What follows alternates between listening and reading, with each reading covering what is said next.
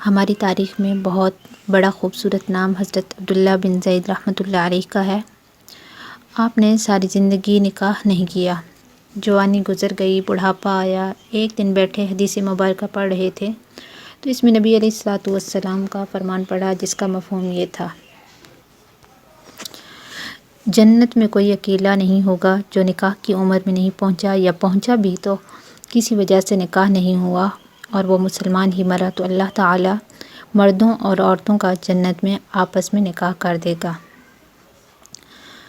جب یہ حدیث پڑھی تو دل میں خیال آیا کہ یہاں تو نکاح نہیں کیا تو جنت میں ہونا ہی ہے، تو جنت میں میری بیوی کون ہوگی؟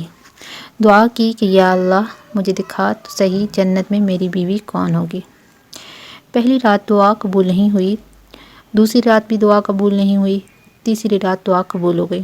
خواب میں کیا دیکھتے ہیں؟ کالے رنگ کی عورت ہے، حضرت بلال حبشی رضی اللہ عنہ کے دیس کے رہنے والی، حبشہ کے دیس کی، اور وہ کیا کہتی ہے کہ میں میمونہ ولید ہوں اور میں بصرہ میں رہتی ہوں۔ پتہ مل گیا، آنکھ کھلی، حضرت کی تہجد کا وقت تھا، نوافل پڑھے، نماز فجر باجماعت ادا کی اور سواری لے کر حضرت عبداللہ بن زید بصرہ گئے۔ وہاں لوگوں نے بڑا استقبال کیا، حضرت کا نام ہی بہت بڑا تھا۔ بٹھا کر پوچھا، حضرت بتائیے بغیر کیسے آنا ہوا؟ بتائے بغیر آپ کا کیسے آنا ہوا؟ خیر تو ہے؟ آپ نے پوچھا، یار یہ تو بتاؤ یہاں کوئی میمونہ ولید رہتی ہے؟ لوگوں نے حیران ہو کر پوچھا، حضرت آپ اتنے دور سے چل کر میمونہ ولید سے ملنے آئے ہیں؟ آپ نے فرمایا، کیوں؟ اس سے کوئی نہیں مل سکتا؟ نہیں حضور، وہ تو دیوانی ہے، لوگ اسے پتھر مارتے ہیں۔ حضرت نے پوچھا، کیوں مارتے ہیں؟ حضور کام ہی ایسے کرتی ہے، کوئی رو رہا ہو تو اسے دیکھ کر ہنسنے لگتی ہے، اور کوئی ہنس رہا ہو تو رونا شروع کر دیتی ہے، اور وہ اجرت پر پیسے لے کر لوگوں کی بکریاں چراتی ہے۔ آج بھی وہ ہماری بکریاں لے کر جنگل میں گئی ہے، آپ آرام فرمائیں، عصر کے بعد آ جائے گی، آپ مل لیجئے گا۔ حضرت نے فرمایا، عصر کس نے دیکھی؟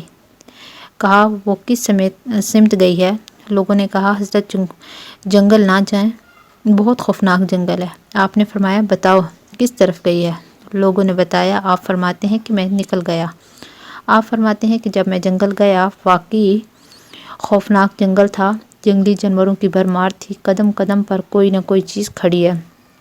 آپ فرماتے ہیں کہ قربان جاؤں اس عورت کی مردانگی پر، وہ اس جنگل میں کس طرح بکریاں چرا رہی ہے، شیروں نے اس کی بکریوں کو ابھی تک کھایا نہیں، اتنے درندے ہیں، سارے مل کر حملہ کر دیں تو کیا کرے، یہ اکیلی عورت کس کس کو روکے گی؟ خیر، آپ فرماتے ہیں کہ وہ جگہ جہاں لوگوں نے مجھے بتائی تھی، میں وہاں پہنچ گیا۔ جب میں وہاں پہنچا تو کیا منظر دیکھتا ہوں، تو وہ منظر دیکھ کر میں حیران رہ گیا۔ دو حیران کر دینے والے منظر تھے۔ پہلا کیا منظر تھا؟ پہلا منظر میمونہ ولید بکریاں نہیں چرا رہی تھی، بلکہ اس جنگل میں جائے نماز بچھا کر نوافل پڑھ رہی تھی، پر بکریاں چرانا تو بہانہ تھا۔ یہ تو بہانہ تھا کنارہ کشی کا، لوگ یہ سمجھتے تھے میمونہ سارا دن بکریاں چراتی ہے، لیکن میمونہ بکریاں نہیں چرا رہی تھی۔ دوسرا کیا دیکھا کہ میمونہ تو نماز پڑھ رہی ہے، پھر بکریاں کون چرا رہا ہے؟ بکریاں تو ایک جگہ نہیں رکتی، کہیں ادھر جاتی ہیں کہیں ادھر۔ آپ فرماتے ہیں کہ میمونہ نماز پڑھ رہی تھی اور شیر بکریاں چرا رہے تھے۔ بکریاں چر رہی ہیں، شیر ان کے ارد گرد گھوم رہے ہیں، اگر کوئی بکری بھاگتی ہے، اس کی فطرت ہے شرارت کرنا، تو شیر اسے پکڑ کر واپس لے آتا ہے، لیکن کہتا کچھ نہیں۔ آپ فرماتے ہیں، میں حیران و پریشان کھڑا تھا کہ یہ کیسے ہو گیا، یہ فطرت کیسے بدل گئی؟ لوگ کہتے ہیں فطرت نہیں بدلتی، یہ شیروں اور بکریوں میں یاری کیسی ہو گئی؟ آپ فرماتے ہیں، میں دنگ حیران و پریشان کھڑا ہوں، مجھے نہیں پتا کہ کب میمونہ ولید نے نماز ختم کر دی اور مجھے مخاطب ہو کر کہتی ہے، اے عبداللہ، ملنے کا وعدہ تو جنت میں تھا، آپ یہاں آ گئے۔ آپ فرماتے ہیں، میں حیران رہ گیا، اس سے پہلے تو ملاقات بھی نہیں ہوئی، تو حضرت میمونہ ولید کو میرا نام کیسے پتہ چل گیا؟ تو آپ فرماتے ہیں کہ میں نے حضرت میمونہ ولید سے سوال کیا، اس سے پہلے ہم ملے نہیں، ملاقات نہیں ہوئی ہماری، تو میرا نام کیسے معلوم آپ کو؟ تو جواب کیا ملا؟ حضرت میمونہ ولید فرماتی ہیں، عبداللہ، جس اللہ نے رات کو تجھے میرے بارے میں بتایا ہے، اسی اللہ نے مجھے آپ کے بارے میں بتایا۔ آپ فرماتے ہیں کہ جس چیز نے مجھے سب سے زیادہ حیران کیا وہ یہ تھا کہ یہ فطرت کیسے بدلی۔ میں نے حضرت میمونہ ولید سے پوچھا، آپ یہ تو بتاؤ، یہ شیروں نے بکریوں کے ساتھ یاری کیسے کر لی؟ یہ تو غذا ہے ان کی، اگر شیر بکریوں کے ساتھ یاری لگائے گا تو کھائے گا، یہ معاملہ کیسے ہو گیا؟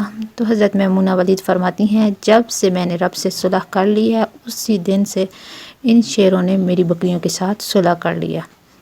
ہم سب بھی صلح کر لیں، یاری لگا لیں، کہیں دیر نہ ہو جائے، رب کے ساتھ اپنا تعلق مضبوط کر لیں۔ کتنے سال گزر گئے، ہم نے کوئی اللہ کی بات نہیں مانی،